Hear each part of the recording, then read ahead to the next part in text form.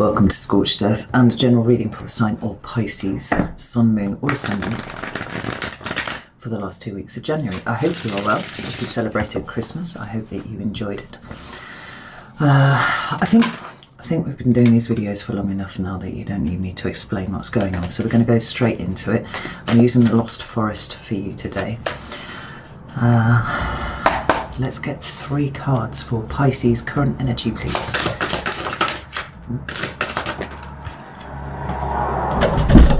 Just shut the window.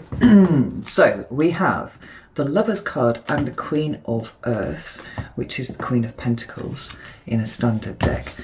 2 more for Pisces, please.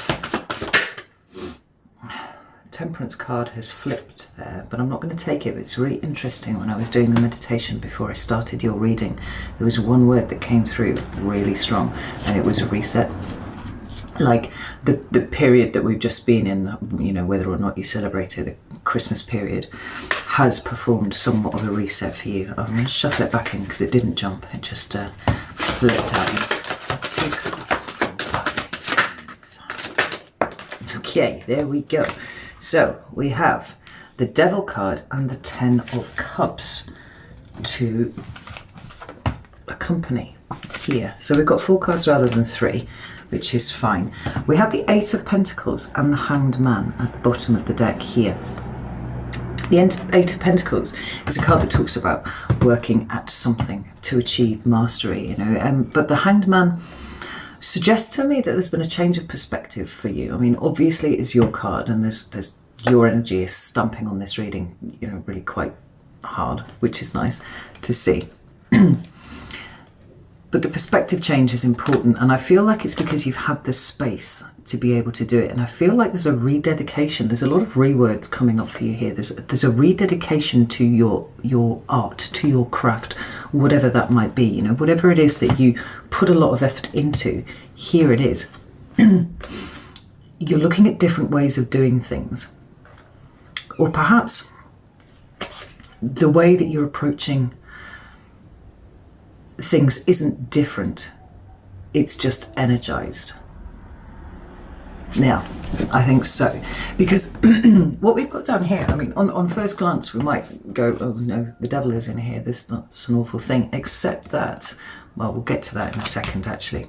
I quite like it when I see it come up for Pisces, depending on the rest of the cards obviously, but we start with the Lovers and the Queen of Pentacles. Now, Lover's card is a Gemini card here, but it speaks of conscious co-creation. It talks about actively stepping up and making decisions in your life. And sometimes, Pisces, that's something that you struggle with. But certainly the Pisces that I've been reading for over the last year or so have been coming to this state where they are far more comfortable and far more capable than they thought they were of making those big, sometimes life-changing decisions about what is coming next for them. You know, it's coming from them rather than being a kind of reactionary thing. You know, it's just like, oh, well, all this stuff is happening, I'm just going to kind of, you know, roll with it. No, because self-care, excuse me, self-care has become increasingly more important to you. Just the notion of self itself has become more important to you. It's feeding into the decisions that you make, the choices that you make for yourself in every conceivable way, you know, what's right in front of you, but also what it is that you aspire to, what it is that you want to bring into the world, what you want your life to contain, rather than going, oh, well, this is what my life is, and I'll just kind of roll along with it. You know, it's beautiful to see. It's a very empowered stance for you. Now, I said that I quite like the fact that the devil was here for you. I am going to pull another clarifier just to make sure that this is right here, but I've often said that the combination of the High Priestess with the Hanged Man, with the devil, is a combination that I love to see. And of course, the High Priestess is your card, because all material things are the purview of the devil, right? The material realm is the devil's realm, dominion, there we go. And what we see when we have those 2 cards come together is the ability of the High Priestess to draw down higher knowledge, insight, wisdom, but also incredible creativity. You know, it's about really tapping into source, really tapping into something original. And then the Devil card makes it solid. It makes it so that other people can perceive this thing as you do. You know, it's an incredible skill here. Now, I did say I was going to pull another card, and I am going to do that. The Devil is Capricorn energy, and obviously we are just still in Capricorn season. It's going to change to Aquarius before the end of the month. But it really feels like it's talking about what you choose to make solid at this time. You know, the High Priestess is a well of creativity. We know that Pisces is a well of creativity, but sometimes getting that to manifest itself in front of you can be tricky. Tell me about the Devil, please, for Pisces. 10 of Pentacles, more earth energy. You know, the 10 of Pentacles is complete material fulfillment. Now, I don't think that you're all about to win the lottery or anything like that, but it's about that point where heritage and legacy collide here. And I think that perhaps you are giving more thought to your legacy and what it is, you know, not in any kind of morbid way, but it's like, what difference do I choose to make to the world at this point? You know, what can I take from this incredible well of knowledge and wisdom that I have? And how can I bring it into the world so that it actually affects people around me? You know, it's again, it's coming back to this kind of sense of self, you know, rather than blending in with everything. It's like, no, I have something to give, like, and how do I make this solid? What about the Devil card here, please? The question is, how do you make this happen? That Two of Swords there. And in fact, how do you make it happen in a way that doesn't compromise you and your energy? Because this is a card of burden here. And I think that perhaps the burden was happening prior to where you are right now, and it's probably what caused you to take the time to consciously reset over the holiday period, you know, sort of the end of the year. So it's a traditional time anyway for re-words, you know, re-engagement, reset, all of these things in the positive sense, at least with, you know, New Year's resolutions and things like that. So it feels to me like there's a lot of clarity that has come to you during this time, but now there's a period of slight indecision, like, where do I go from here? How do I affect this? How do I bring it in? The last card that you have is the Ten of Cups, which is absolutely extraordinary. It's a beautiful card. It is emotional fulfillment, and I think what we're looking at here with these two cards numbered 10 is, how do you make possibly work not feel like work anymore? How do you take burden out of your life where it doesn't need to be there? You know, often this is a card of doing things the difficult way around. Now, it is the Shadow card. It's not appearing in the main cards here, but I think it's worth consideration, because ultimately this is what you want. Well, it's what everybody wants, right? But it's the true fulfillment of your suit, right? It's completion here. It's getting to a point where you are emotionally satisfied with what you are producing, actually, because I do feel like there is this need to make things solid. You know, whether it is some sort of creative project, whether it is something artistic, whether it is your work, you know, whatever it is, there's a sense of dedicating yourself to something here and wanting it to flow out of you the way that it flows into you. Does that make sense? That's how it feels to me anyway. But let's have a look and see what is going on here on a deeper level. Let's find out what the lesson is, or what the perspective is here, because I do feel like there's been a strong perspective shift and it's welcome. It's very welcome. I think that you knew going into like the end of the year that something needed to shift and change, but I think that it was probably quite difficult to put your finger on exactly what that was. Let me throw more cards for Pisces, please.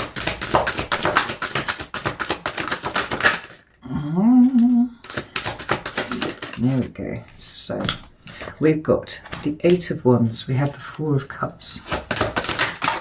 We've got cards flying out everywhere here. What's this? Eight of Cups, Five of Swords, Three of Cups, Eight. I'm not taking any of these because I don't take them when they fall out to the right.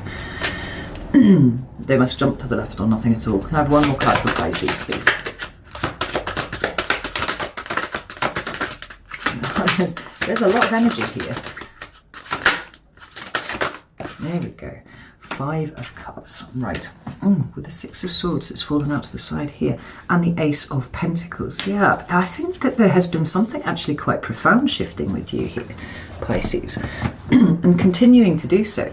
We have this Ace of Pentacles at the bottom of the deck here. We also have the 7 of Pentacles and we have the Death card underneath. Right? This Death card is a card of endings. But it's also a card of beginnings, right? It's a card of kind of tying up loose ends, letting things go that need to be released so that you can allow the new things in. Now, the 7 of Pentacles is that kind of static energy of something's wrong and I'm not quite sure what it is, you know? Where do I go from here? And this, I do think, is referring to where you have been, certainly towards the end of 2021. But this Ace of Pentacles is a rejuvenation. There we go, it's another re-word there, right? So rejuvenation of what you are committing to. Now, you know, I've put this in terms of, you know, something actually that can be perceived by people. We might say, you know, art or something like that. But this could be even in the way that you are conducting your relationships, you know. Perhaps you are committing to a partner where it was a little bit like, you know, we're not quite ready for that step yet. That's a possibility. Or maybe it's just a re-something of your entire attitude to your existence at this point. You know, it's like things were building up towards the end of 2021 and the energies of December were very intense. So I would imagine that they affected you quite strongly.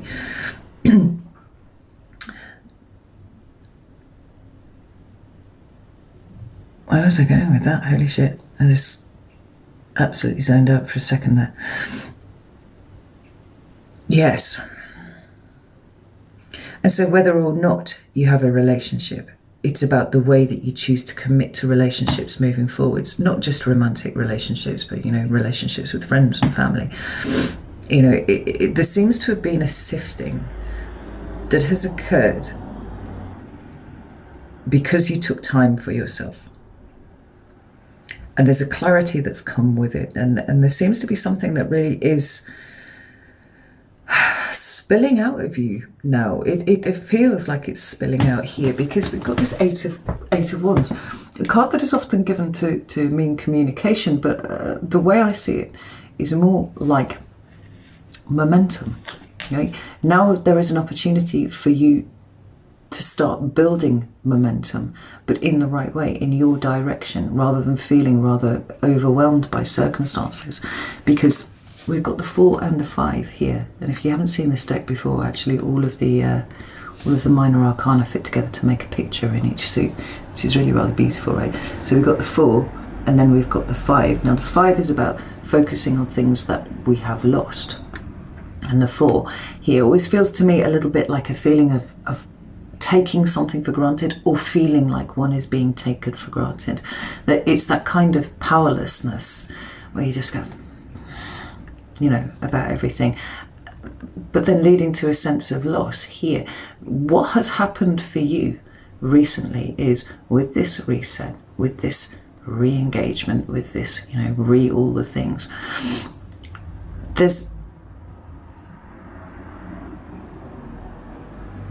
it's almost like there's been a step back so that you can step forwards. I think that's how I'm feeling it here. It's kind of like completely detached so that you can commit fully moving forwards without feeling that you are being taken for granted or you are being overworked or any of these things. I mean, ultimately all of those things come down to a passivity. You know, and you're often given to be a very passive sign, right? There's no getting away from that. But that doesn't need to be a bad thing. I don't think it's often shown to be a bad thing, but I don't think it is a bad thing at all.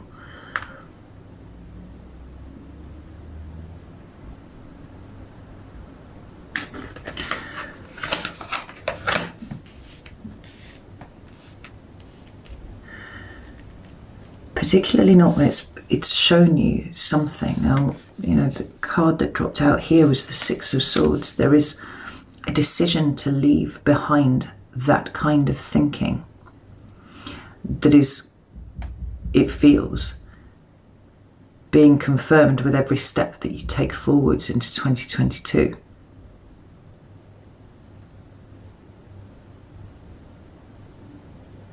Oh, as always happens with Pisces, I'm trying to find words to put to the emotions that I'm feeling here.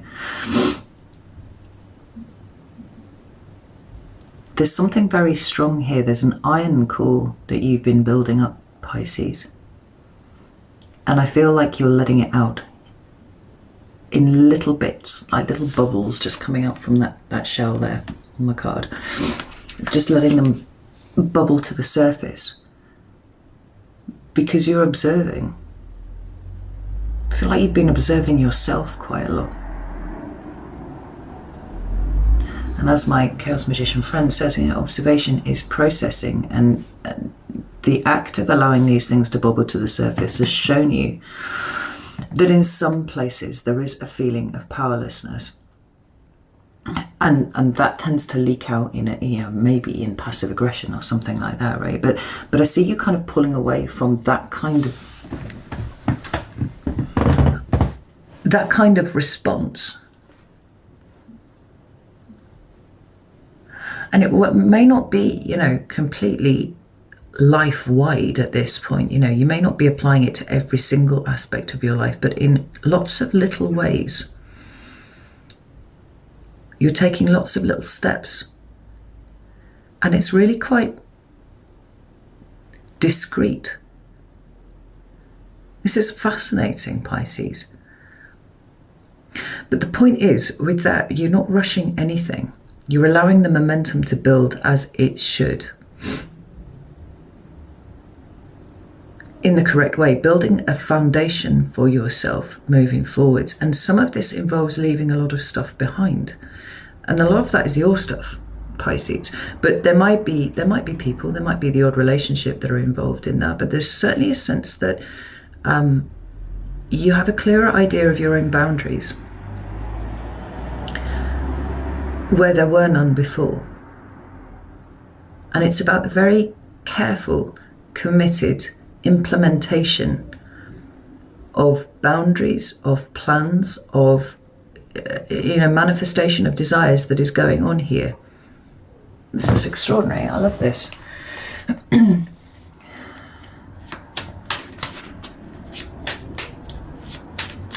Because this reset's been incredibly helpful for you.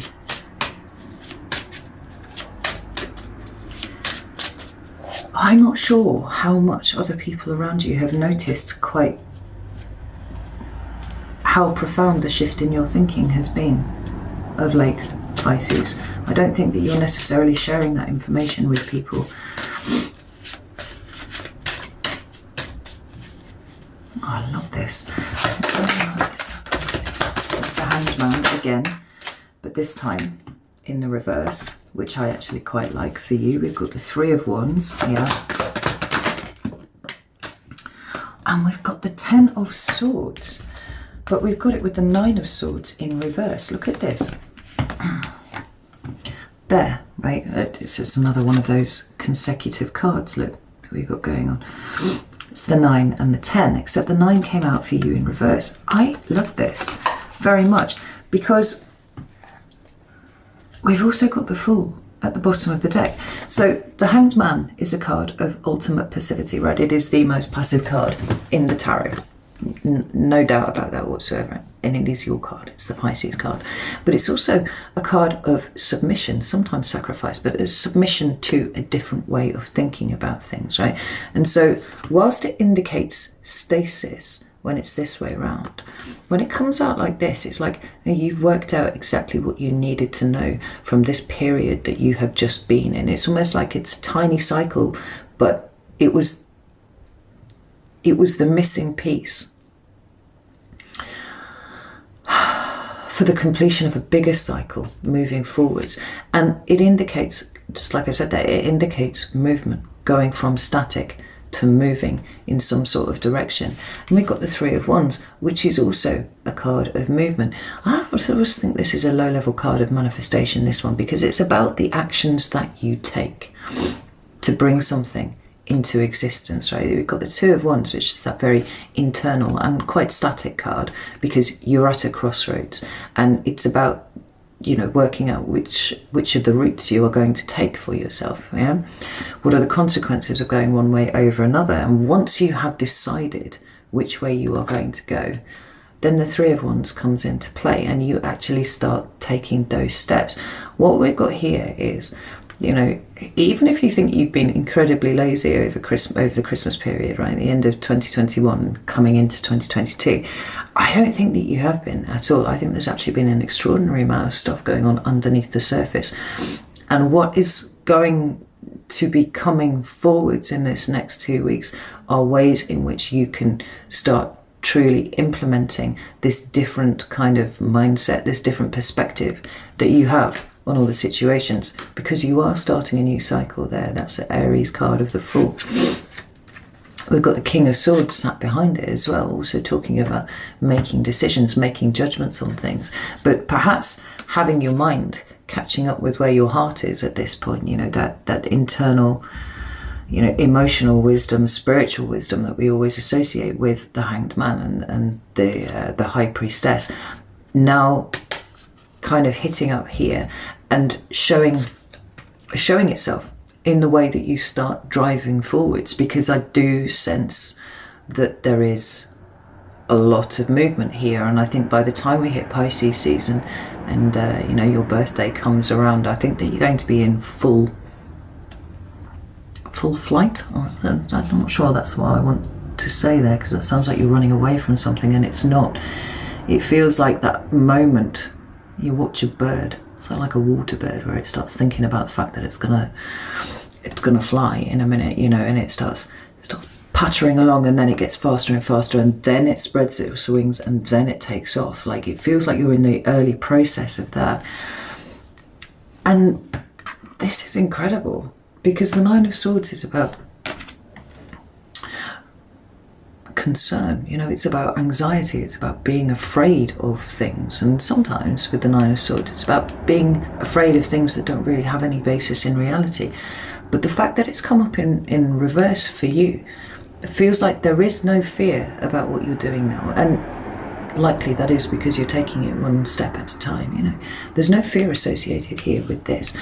And this Ten of Swords here, the third 10, I feel like we've had in this reading, I can't remember. No, we've had all four. 10 of Cups, 10 of Pentacles, 10 of Wands, and now the 10 of Swords. It's completion. It's bringing things to an end. Like, you're about to be the asteroid that hits this planet here. It's not you suffering the consequences of an asteroid hitting you. It's you being the asteroid, and you're like, I'm ready to blow up anything that doesn't work for me, and I'm not afraid to do it anymore. You know, you've been building up to this for a long time. In fact, you've kind of done this a number of times, Pisces, over the last year or so. You just keep blowing stuff up, and it's working for you. It's working really, really well. Oh, I love this for you. This is a very exciting time, Pisces, and please do take this as confirmation that what you are doing at this point is the right path for you, very much. Well, I feel like you're probably feeling that. Anyway, you don't need me to tell you that. So, wow, exciting. I'm going to leave it there. I apologise again for not being able to find the words. Your feelings are so subtle and so nuanced that sometimes I feel like you know, my words are a bit of a baseball bat, where, you know, a surgical scalpel might be better, but I have tried my best. Anyway, know that I love you all very, very much, and thank you for waiting for me while I was doing the other things. Know that I love you all very, very much, and I'll see you soon.